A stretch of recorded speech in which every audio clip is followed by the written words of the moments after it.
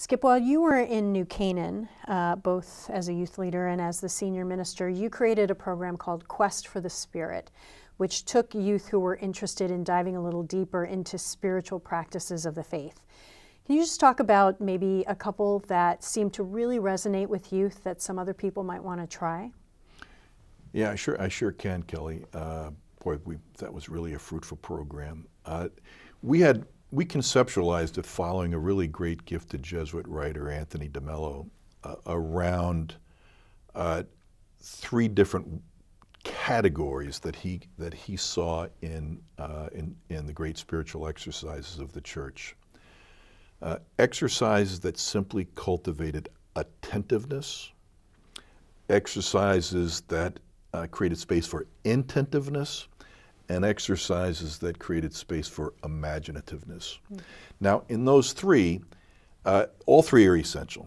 There has to be some foundational experience learning to be attentive in the great spiritual exercises of the Christian faith or any faith. And that takes repetition and experience and learning. And the kids found that interesting, challenging, rewarding, but hard, just because we're so distractible. Yeah. Intentiveness takes the simple attentiveness to body sensations, breathing, a line of scripture, for instance, or a mantra. Intentiveness creates an avenue to take an intention.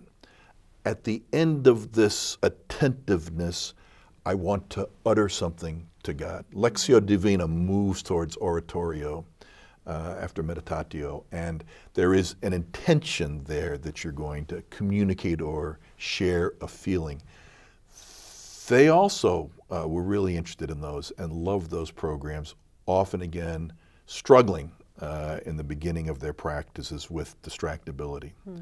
The third, the imaginativeness, most of those meditations traced back to the tradition to Ignatius of Loyola, who was brilliant psychologically and spiritually, who created these frames where, as you know, these were Ignatian-led meditations, where after some time of attentiveness, you would take a familiar passage of Scripture, but you would ask the participant to live in with all their senses and imagination into the living experience of being there.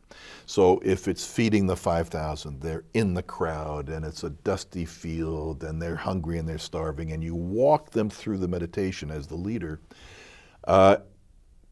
building the sensory awareness and imagination that they're there. And then most of those Ignatian meditations then turn so that after they are present, after they are participating, Jesus turns to them in conversation. And it very, very commonly, because of the presence of the Holy Spirit, because of the genius of Ignatian meditation, led to a sense of not only speaking to Jesus, but Jesus speaking back to you.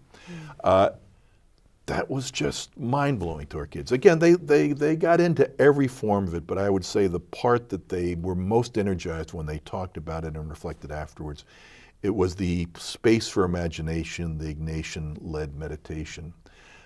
And not for nothing, an awful lot of young people struggle for their faith and stumble over what they believe, and there are concepts in the faith that are really hard to understand or believe, like resurrection. But that kind of gets resolved when Jesus talks to you, because dead folks don't talk to you. And if you have experienced the capacity in the meditation to lean into the presence of the Holy Spirit and pour your heart out to the risen Christ and he talks back to you, it's not just an important spiritual experience. It goes to the development and growth of faith.